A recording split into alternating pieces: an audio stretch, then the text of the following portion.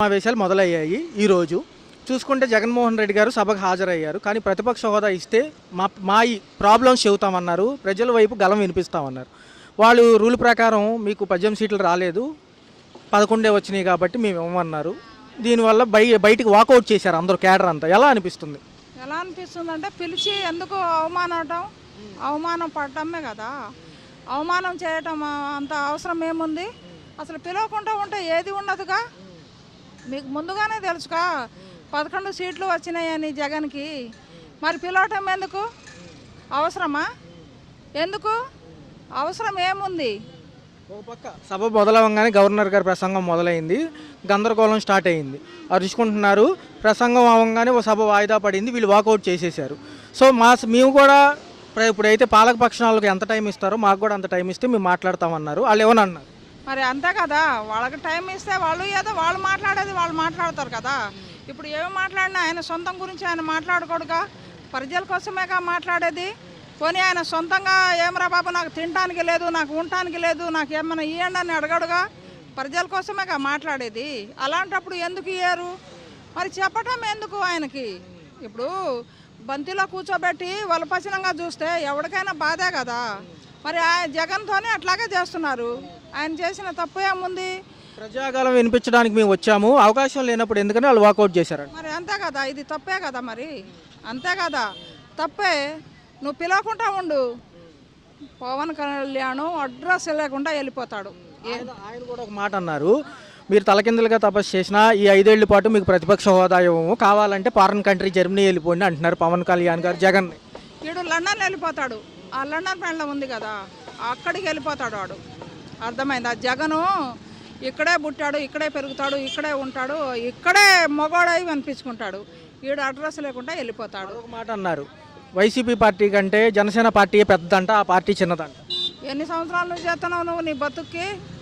ఎన్ని సంవత్సరాల నుంచి చూస్తున్నావు? వాడు పుట్టుకాని వచ్చి వాడు ఈ రాజకీయంలోనే ఉన్నాడు, ఉన్నవాడు. వాడు పుట్టుకతోనే వాడు బంగారు పాదాలతోనే పుట్టాడు. వీడికేముంది? బొచ్చుకు ఉన్నాయా? బొచ్చుగాడికి తరిమి కొట్టాలి అట్లాంటి ఈత ఒకటి. తరిమి కొడతారు జనాలు, అట్లా కొట్టారు. జగన్కి ఒక మాట అనమాను, ఎవడైనా అంటాడేమో.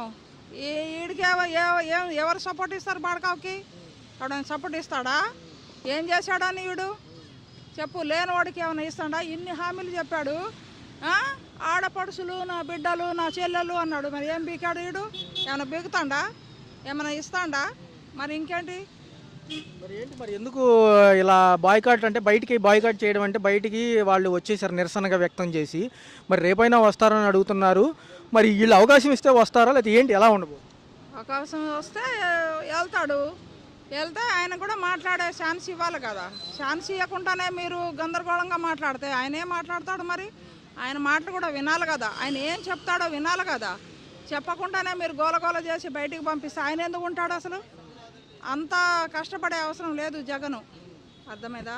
ఈడ ఆటలు ఇంకో 4 సంవత్సరాలు, ఎట్లాగో ఇప్పుడు 8-9 నెలలు అయింది, ఇంకో 4 సంవత్సరాలు తరిమి కొడతారు జనాలు.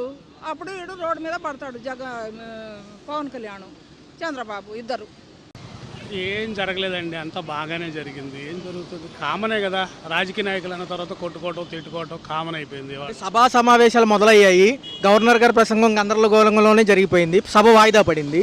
వీళ్ళేమో తలకిందులుగా తపస్సు చేసినా మేము ప్రతిపక్ష హోదా ఇవ్వమని పవన్ కళ్యాణ్ గారు అంటున్నారు, ఇస్తేనే ఉంటామని వీళ్ళు హాజరైపించుకుని వచ్చినట్టుగా ఉందని వీళ్ళు అంటున్నారు. ఎలా? ముందు పవన్ కళ్యాణ్ గారిని తర్వాత, ఇప్పుడు కాదు, సింగిల్గా పోటీ చేసిన తర్వాత జగన్ శాసించడం నేర్చుకోమానండి, సింగిల్గా పోటీ చేయమానండి. మరొక అంశం అన్నారు, విన్నారో లేదో, ఆయనది పార్టీ ఈయనకంటే పెద్ద పార్టీ అంట, ఈయనదే చిన్నదంటే. జనసేన పెద్ద పార్టీ. జనసేన పెద్ద పార్టీ అంటనా? ఎలా అండి? 4-5 కలిస్తేనా జనసేన ఎలా అవుద్దండి? ముందు అధ్యక్షుడు ఎవరో కనుక్కోమానండి. చంద్రబాబు, పవన్ కళ్యాణ్, జనసేన పార్టీకి అధ్యక్షుడు ఎవరు అది ముందు చూసుకోమానండి. 11 మంది కేంద్రం ఉన్నప్పటికీ ఉంది ఈ వీళ్ళే కాబట్టి ఇస్తే ఏమవుతుంది? ఎంత అండి పవన్ కళ్యాణ్ పర్సంటేజ్ ఎంత? పవన్ కళ్యాణ్ మహా అంటే 6 లేదా 7 లేదా 10, అంతమించి ఎక్కువ ఉండదు పవన్ కళ్యాణ్. పెద్ద పార్టీ అలా అవుద్ది? 40% వచ్చినోడు బెటరా? బీజేపీ, జనసేన, టీడీపీ, సిపిఎం 10 పార్టీలు కలిసిన వాళ్ళు బెటర్ అంటావా?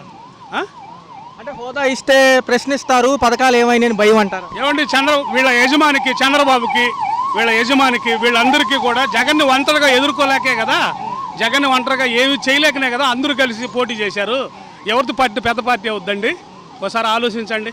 ప్రజలు ఆలోచిస్తున్నారు, బాగానే ఆలోచిస్తున్నారు. ఈ నవరత్నాలని ఏదో 6 ప్యాక్ అన్నాడు, ఏదో ప్యాకులు పెట్టాడు కదా, ఇవన్నీ జనాన్ని మోసం చేయడానికని అందరికీ తెలిసిపోయింది.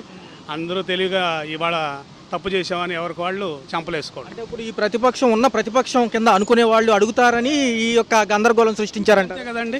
ఇవ్వలేక చేతకాక ఇవ్వలేక జగన్మోహన్ రెడ్డి బటన్ నొక్కుతున్నాడు, ముసలిది కూడా నొక్కుద్దా అన్నాడు. ఇప్పుడు నొక్కమానండి చంద్రబాబుని, పవన్ కళ్యాణ్ని నొక్కమానండి. జుట్టు ఎగరేసినంత ఈజీ కాదు పవన్ కళ్యాణ్ చెప్పండి. కొన్ని కేసులు ఉన్నాయి. సుగాలి ప్రీతి అన్నాడు, ఏదో సుగాలి ప్రీతి కేసుకు ముందు చేయమనండి, ముందు ఆడవాళ్ళకి న్యాయం చేయమనండి. ఆడవాళ్ళు వస్తే పెద్ద చట్టాలు తీసుకొస్తాను, ఆడవాళ్ళు పక్కన చూడాలంటే భయం వేసేటట్టు చేస్తాను అన్నాడు కదా, ముందు అది చేయమనండి పవన్ కళ్యాణ్ గారిని. అది ఈయన ఆ వ్యాఖ్యలు ఎలా చూడాలి సార్? తలకిందులుగా తపస్సు చేసినా అంటే ఏంటి అది, అంటే ఎలా తీసుకుంటారు? పవన్ కళ్యాణ్ ఇచ్చినా ఈకపోయినా 2029లో జనం ఆల్రెడీ జగన్మోహన్ రెడ్డికి ఇస్తారండి. పవన్ కళ్యాణ్ ఇచ్చేది ఎవరు? పవన్ కళ్యాణ్ ఎంత, చంద్రబాబు ఎంత? వాళ్ళు ఇవ్వాల్సిన అవసరం లేదు. జనాలే జగన్మోహన్ రెడ్డి పార్టీకి ఇస్తారు. మార్నింగ్ వాకౌట్ చేసిన అనంతరం కూడా బయట చర్చా సమావేశాలు పెట్టారు. ప్రస్తుతం ఎలా అనిపించింది? అంటే మేము ప్రజాగలం వినిపిద్దామని వెళ్ళాము, ఒక అవకాశం లేదంటున్నారు. నిజమే కదండి, వాళ్ళు వెళ్ళారు, ప్రజల పక్షాన్ని పోరాడదామని వెళ్ళారు. సూపర్ 6 అన్నారు, ఒకటే అమలు చేయలేదు. ఇంతవరకు ఎటువంటి హామీలు కూడా నెరవేర్చలేదు. మెగా డిఎస్సీ అన్నారు, మెగా డిఎస్సీ మాలాంటి వాళ్ళందరూ ఎదురు చూస్తున్నాం, మెగా డిఎస్సీ లేదు. ఇక ప్రజల సమస్యల కోసం పోరాడతారు. జగన్మోహన్ రెడ్డి అనే అధికారం కోసం కాదండి, ప్రజల కోసం తిరుగుతూ ఉంటారు. ప్రజలే ఆయనకు ఊపిరి, అది అందరికీ తెలిసిందే కదా. ఏదైనా వచ్చే ఛాన్స్ ఉందంటారా, లేకపోతే ఇలాగే చేస్తారు గందరగోళంగా? వాళ్ళు చేస్తారండి, వాళ్ళకి మదం ఎక్కున్నారు. జనసేన, టీడీపీ, ఈ బీజేపీ మదం ఎక్కున్నారు. మదం ఎక్కిన పార్టీలు ఏం చేస్తాయి? ఒకసారి అవకాశం ఇవ్వచ్చుగా మాట్లాడడానికి, ఏమవుతుంది? ఇస్తే వాళ్ళ బండారం బయటపడుతుంది కదా. ఇస్తే వాళ్ళ బండారం మొత్తం బయటపడుతుంది. మీకు తెలియదేముంది? సూపర్ 6 గురించి ప్రశ్నిస్తారు, జనాలు తెలుస్తాయి. వాళ్ళు ఏమీ చేయలేరు, వాళ్ళకి తెలుసు. వాళ్ళు దోసుకోవటానికే సరిపోట్లా. ఇవాళ పెద్దిరెడ్డి అంటారు, వాళ్ళు అంటారు, వీళ్ళు అంటారు, రోజు అంటారు. ఇవన్నీ వాళ్ళే చేసుకుంటూ ఇవాళ మొత్తం వాళ్ళే దోసుకోవడానికి సరిపోలా. ఫ్రీ ఇసుక అన్నారు, జగన్మోహన్ రెడ్డి టైంలో కంటే కూడా ఇవాళ ఫ్రీ ఇసుక విపరీతమైన రేట్లు పెంచేశారు. అది అందరికీ తెలిసిన విషయమే. ఎందుకంటే పల్లెటూర్లలో అడిగితే వాళ్ళ కూటమి గురించి అందరూ చెప్తారు. తదుపరి ఎలా ఉంటుంది? రాష్ట్ర బడ్జెట్ ఏమైనా ప్రవేశపెట్టే ఆలోచనలో ఉన్నారా వీళ్ళు? సభనంతా ఇట్లాగే రసాభాసగా సాగుతున్నారు. వాళ్ళు ఏదో ఒకటి చేసి ఎట్టయినా తప్పించుకోవాలని చూస్తారండి. చంద్రబాబుకు తెలుసు మనం ఇచ్చేదంతా తప్పుడు హామీలు, ఈ హామీలన్నీ కూడా మనం నెరవేర్చలేము, మన చేత కాదు, మన వల్ల కాదు అని. సంపద సృష్టిస్తానన్నాడు. మీరు చూశారు అనంతపురంలోనో సంపద సృష్టి ఎలాగో నాకు వచ్చి చెవిలో చెప్పండి అన్నాడు. సిగ్గు లేదండి? 14 సంవత్సరాలు సీఎంగా చేసిన వ్యక్తి సంపద సృష్టిస్తాను, నేను మీ అందరికి పంచుతాను అన్నాడు. ఏం పంచాడు చెప్పండి? పంచాడా? పైగా జనాన్ని వాళ్ళ ప్రశ్నిస్తున్నాడు, నా దగ్గర బడ్జెట్ లేదు, బడ్జెట్ వచ్చినాక నేను చేస్తాను, సరిపోవట్లేదు, భయం వేస్తుంది. సూపర్ 6 ఇచ్చేటప్పుడు 14 సంవత్సరాలు సీఎంగా చేసిన ముఖ్యమంత్రి, మాజీ ముఖ్యమంత్రి, ఈ ప్రజెంట్ ముఖ్యమంత్రి తెలియదండి? నవ్వుతున్నారు జనాలు, ఆ మాటలు విని నవ్వుతున్నారు. ప్రభుత్వం కొన్ని హామీలు ఇచ్చాయి, దాంతోపాటు కొన్ని చేస్తామంటున్నారు, బాగుంటాయా ముందుకెళ్తే? ఇప్పటివరకు అయితే పెద్ద చేంజ్ అయితే నాకైతే ఏమనిపించలేదండి.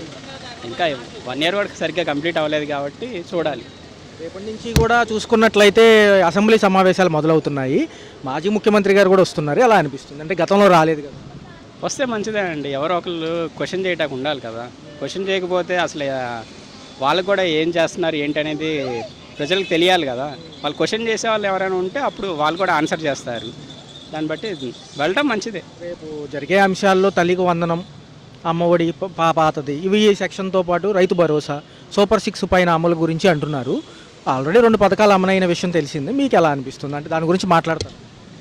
సూపర్ 6లో ఇప్పుడు ప్రజెంట్ అది తల్లికి వందనం ఇంకా స్టార్ట్ అవ్వలేదు కాబట్టి అదైతే అమలు చేస్తే మంచిదండి. ఆల్రెడీ ఇంతకుముందు ప్రభుత్వం చేసింది కాబట్టి. ఇప్పుడు ఇంతవరకు ఎవరికి స్టార్ట్ చేయలేదు కాబట్టి చాలామంది వెయిట్ చేస్తున్నారు. అది ఎంత త్వరగా తీసుకొస్తే అంత మంచిదని అనుకుంటున్నాను. గ్రూప్ 2 అభ్యర్థులు ఇబ్బంది చూశారు నేను వార్తల్లో, ఏం జరుగుతుంది?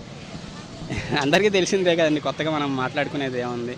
ఇప్పటికే చాలా రోజుల నుంచి పెండింగ్లో ఉంది. అది కూడా చాలా త్వరగా ఎంత త్వరగా తీసుకొస్తే అంత మంచిది. రెగ్యులర్గా ఎగ్జామ్ జరిగిపోతుంది, పోస్ట్ పోన్ అవ్వలేదు అంటున్నారు.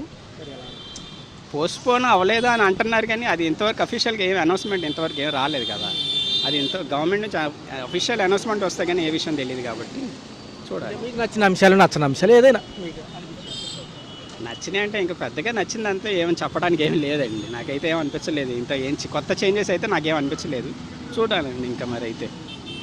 అది రోడ్ల వ్యవస్థ కానించి మిగతా అన్ని అంశాలు ఉన్నాయి కాబట్టి ఈ 9 నెలల పాటు ఇంకేమైనా సమయం ఇవ్వచ్చు అంటారా, లేకపోతే త్వరితగతిని పూర్తి చేస్తే బాగుంటుంది? ఇంకా కొంచెం టైం ఇవ్వచ్చు అండి. జస్ట్ 1 year కూడా సరిగ్గా కంప్లీట్ అవ్వలేదు కదా, చూద్దాం. ఇంకా టైం వాళ్ళకి టైం ఇవ్వాలి కదా ఏం జరగాలి.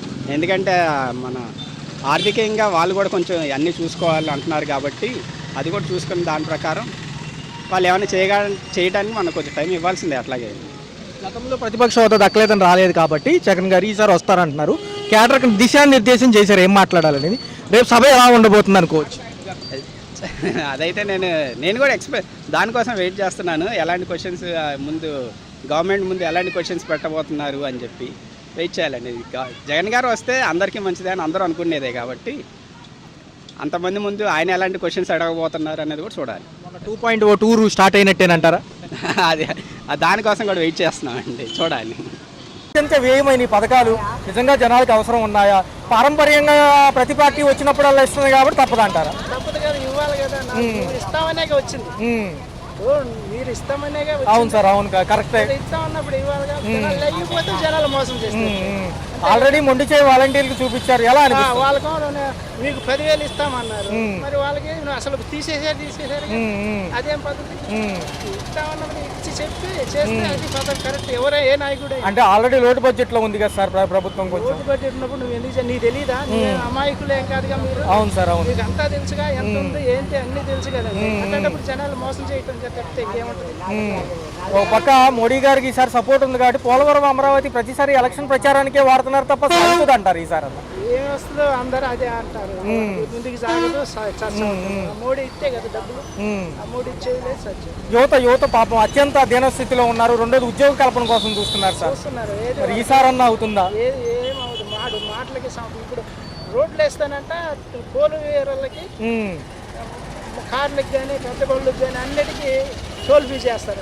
అవును సార్, చెప్పారు. అవును, ఇప్పుడు అసెంబ్లీలో చెప్తున్నాడు టోల్ ఫీ చేస్తారు. అవును సార్, 2-wheeler కూడా రాబోతుంది అంటారు కొత్తగా. అది గంట వాటి మటుకు వేస్తాడు. బాధుడే బాధ.